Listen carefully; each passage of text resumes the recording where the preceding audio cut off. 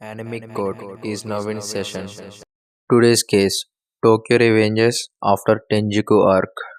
So ఈ కేసులో మనం టెంజుకు ఆర్క్ తర్వాత ఏమైందని చూడబోతున్నాం. అంటే ఫ్యూచర్ ఎలా చేంజ్ అయింది, టోమన్ గ్యాంగ్ ఉందా లేదా, అండ్ ఫ్యూచర్లో అందరూ సేఫ్ అండ్ హ్యాపీగా ఉన్నారా లేరా అని. సో ఇంకా లేట్ చేయకుండా ఈరోజు కేసు డీటెయిల్స్ని స్టడీ చేద్దాం.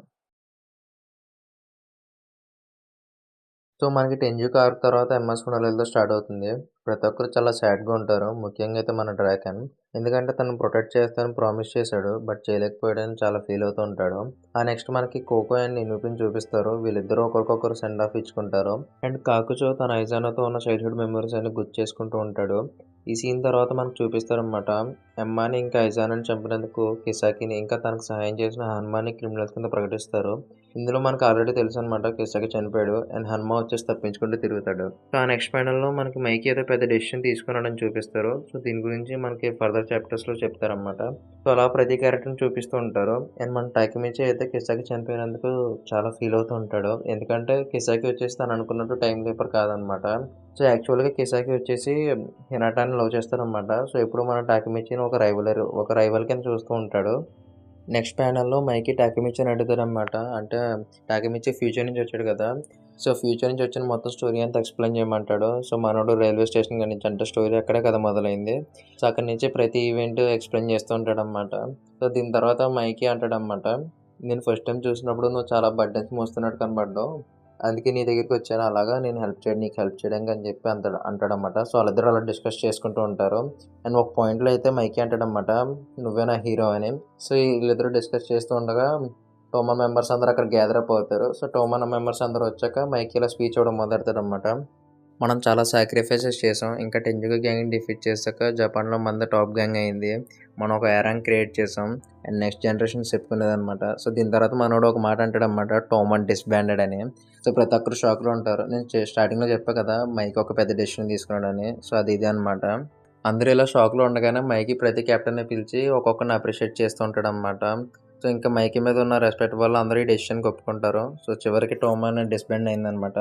అండ్ దీనికి 1 వీక్ తర్వాత, అంటే మార్చ్ 8న మన మెయిన్ క్యారెక్టర్స్ అందరూ మీట్ అవుతారు. ఇలా మీట్ అయ్యాక హక్కే టైం క్యాప్సూల్ అనే ఒక ఐడియా ఇస్తారనమాట. సో ఈ ఐడియా మన మైకీకి నచ్చిందనమాట. అండ్ మైకీ అంటాడనమాట, ఇలాగా మన ఫ్యూచర్లో ఉన్న వాళ్ళకి మనం మెసేజెస్ రాసుకుందాం అండ్ మనకు నచ్చిన వాటిని అందులో పెడదాం. సో ఇది ఒక వాళ్ళు వేస్ అయ్యాక ఓపెన్ చేద్దాం, అంటే మన టోమన్ గ్యాంగ్ ఫార్మేషన్ రోజు అనమాట. ఇవి ఓపెన్ చేసి మనం అందరూ ఆ రోజు మళ్ళీ కలుసుకుందాం అని చెప్తాడు. ఈ సీన్ తర్వాత మన మైకీ అండ్ టాకిమిచి బైక్ మీద వెళ్తూ ఉంటారు. అండ్ మైకీ ఇలా అంటాడనమాట, మేబీ ఇది మన లాస్ట్ టాక్ అనుకుంటా, ఎందుకంటే అందరికీ ఇక్కడ వాళ్ళ ప్లేసెస్ వాళ్ళకు ఉన్నాయి, కానీ నువ్వు ఈ టైంలోకి సంబంధించిన వాడు కాదు. అండ్ నేను నీకు ప్రామిస్ చేస్తున్నాను 12 ఇయర్స్ తర్వాత మనం అందరం కలిసి ఉందాం, హినటోతో పాటు కూడా. అండ్ నేను మీ అందరిని ప్రొటెక్ట్ చేస్తా కాబట్టి నువ్వు ఫ్యూచర్కి వెళ్ళిపోవడం మంచిది అని చెప్తాడనమాట. సో మనోడు ఇచ్చిన ధైర్యంతో మనోడు టాకిమిచి ఫ్యూచర్కి వెళ్ళడానికి ఒప్పుకుంటాడు. సో చీఫ్యూ అండ్ టాకిమిచి టైం లీప్ చేయడానికి వెళ్తారన్నమాట. బట్ సడన్లీ టాకిమిచికి గుర్తొస్తుంది హినాటకి గిఫ్ట్ ఇవ్వడం మర్చిపోయాడని. సో ఇప్పుడు వెళ్తే ఖచ్చితంగా తను చంపేస్తుందని భయపడుతూ ఉంటాడు. సో చీఫ్యూ పాల్కడెట్ ప్యాటర్న్స్ అని ఒక ఐడియా ఇస్తాడనమాట. సో పాల్కడెట్ ప్యాటర్న్స్ అంటే ఒక గిఫ్ట్ బాక్స్లో వేరే గిఫ్ట్ బాక్స్ క్లూ పెడతారు. అలా అన్ని గిఫ్ట్ బాక్స్ ఓపెన్ చేశాక లాస్ట్ గిఫ్ట్ బాక్స్లో మనం ఇవ్వాల్సింది ఉంటుందన్నమాట. సో దీన్నే పాల్కడెట్ ప్యాటర్న్స్ అంటారు. సో మొత్తం ప్లాన్ చేసినట్టు అన్నీ సెట్ చేస్తారు. అండ్ హినాటో కూడా వస్తుంది. ఇక్కడ షాక్ ఏంటంటే హినాటో వచ్చి టాకిమిచికి సారీ చెప్తుంది అనమాట. అంటే తను చాలా ఫీల్ అయిపోతూ ఉంటుంది, ఎందుకంటే తన వల్ల కిసాకి ఇంకా అమ్మ చనిపోయారు కదా. సో టాకిమిచి తను కూల్ చేసి మాట్లాడుతూ ఉంటాడు. అండ్ లాస్ట్కి 12 ఇయర్స్ తర్వాత మనం పెళ్లి చేసుకుందాం అని కూడా చెప్తాడనమాట. సో ఇది సడన్గా నాటో వినేస్తాడు. అండ్ ఇంకేలా సడన్గా ప్రపోజ్ చేయడం వల్ల మన చీఫ్యూ కూడా షాక్ అయిపోతాడు అనమాట. సో నాటోతో హ్యాండ్ షేక్ చేసి ఫ్యూచర్కి వెళ్ళిపోతాడు. సో ఫ్యూచర్కి వెళ్ళిపోగానే టాకిమిచి వచ్చేసి టక్సిడోలో ఉంటాడనమాట. అంటే వెంటనే వాష్రూమ్ నుంచి వచ్చి బయటకు వచ్చి వస్తే హినాటో వచ్చి రిసెప్షన్ స్టార్ట్ అయింది, మనం ఫాస్ట్గా వెళ్ళాలని తీసుకుపోతుంది. సో ఆ రిసెప్షన్ వచ్చేసి మన పాచింది. లిటరల్లీ మనోడికి ఏం అర్థం కాదు, కానీ అందరూ సర్వైవ్ అయ్యారని మాత్రం అర్థమవుతుంది. సో ఫైనల్ టాకిమిచి అనుకున్నది అచీవ్ చేసినట్టే. అండ్ హినాటో డ్రాగన్ చీఫ్ వీళ్ళందరికీ అర్థమవుతుంది అనమాట, టాకిమిచి జస్ట్ ఇప్పుడే పాస్ట్ నుంచి వచ్చాడని. సో అందరు టాకిమిచికి థ్యాంక్స్ చెప్తారు, అంటే తన వల్ల కదా అందరూ బ్రతుకున్నారు.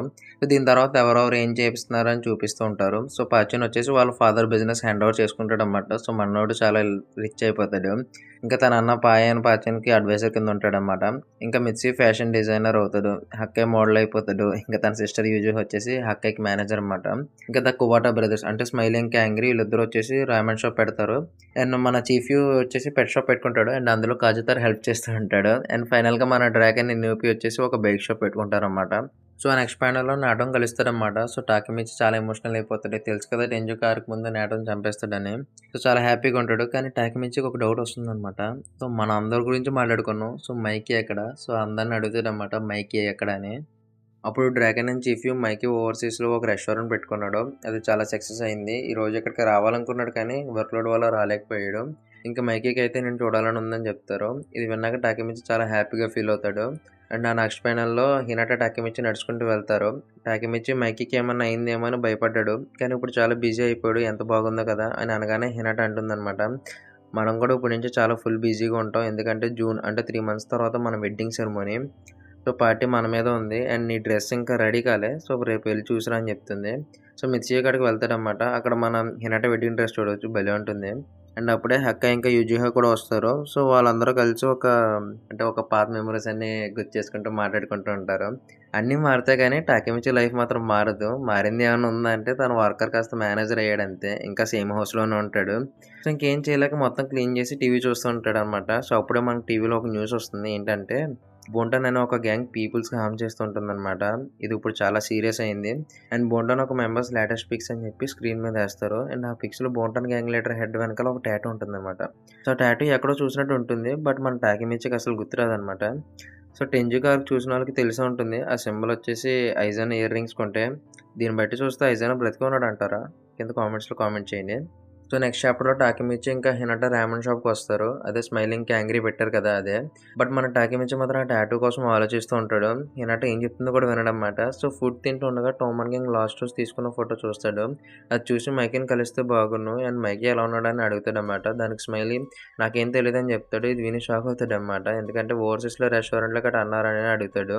సో, అది నేను కూడా డ్రాగన్ అన్నప్పుడు విన్నా. మైకీ కోసం ఎవరికీ తెలీదు. ఓన్లీ డ్రాగన్‌కి తప్ప అని చెప్తాడు. సో, సడెన్‌గా హినాటా ఇయర్ రింగ్స్ చూసి టాకెమిచికి గుర్తొస్తుందనమాట. సో, ఆ టాటూ ఐజానా ఇయర్ రింగ్స్‌కి ఉండేవి కదా! సో, ఐజానా ఏమన్నా బ్రతికి ఉన్నాడని డౌట్ వచ్చి వెంటనే మనోడు డ్రాగన్ కాడికి వెళ్తాడనమాట. సో, డ్రాగన్ కాడికి వెళ్లి అడుగుతాడనమాట. మైకీ కోసం నాకెందుకు అబద్ధం చెప్పావని. సో, డ్రాగన్ అంటాడనమాట. మైకీ కోసం నాకేం తెలీదు. నేను 12 ఇయర్స్ బ్యాక్ చూసా. అప్పుడు చూసినప్పుడు మైకీ అసలు నాకు తెలిసిన మైకీలాగే లేడు అని చెప్తాడనమాట. సో, టాకెమిచికి డౌట్ వచ్చి మైకీ బ్రతికే ఉన్నాడా లేదా అని అడుగుతాడు. బట్ నో ఆన్సర్ అనమాట. సో, ఇంక చేసేదేం లేక టాకెమిచి నాటో హెల్ప్ తీసుకొని బోంటాన్ గ్యాంగ్ ఒక డీటెయిల్స్ తెలుసుకుంటాడు. సో, అవేంటంటే బోంటాన్ ఒక డేంజరస్ గ్యాంగ్ అనమాట. ఏ గ్యాంబ్లింగ్, మర్డర్, ఏ ఇల్లీగల్ యాక్టివిటీ అయినా అందులో ఖచ్చితంగా బోంటాన్ హ్యాండ్ ఉంటుంది. సో, దీని మీద సరిగ్గా ఏవి డీటెయిల్స్ కూడా లేవు. అంటే ఎలాగంటే మనం కొన్ని ఫీచర్స్ చూసాం కదా! సో, అందులో టామ్ అని ఎలాగైతే డేంజరస్ అని ఏవి డీటెయిల్స్ కూడా మనకు బయటికి రాలేదో అలాగనమాట. సో, ఇంకా ఫైనల్‌గా వైట్ హెడ్ మ్యాన్ వచ్చేసి బోంటాన్ గ్యాంగ్ హెడ్ అనమాట. సో, అప్పుడు టాకెమిచి అడుగుతాడనమాట ఐజానా కురోకావానా అని. సో, కాదు ఐజానా చనిపోయి చాలా రోజులు అవుతుంది కదా! అప్పుడే చనిపోయాడని చెప్తాడు. సో, ఆ హెడ్‌ని ఇప్పుడు అందరూ అన్‌బీటబుల్ మైకీ అని పిలుస్తారు. సో, బొండాన్ ఒక టాప్ లీడర్ వచ్చేసి మైకీ అనమాట.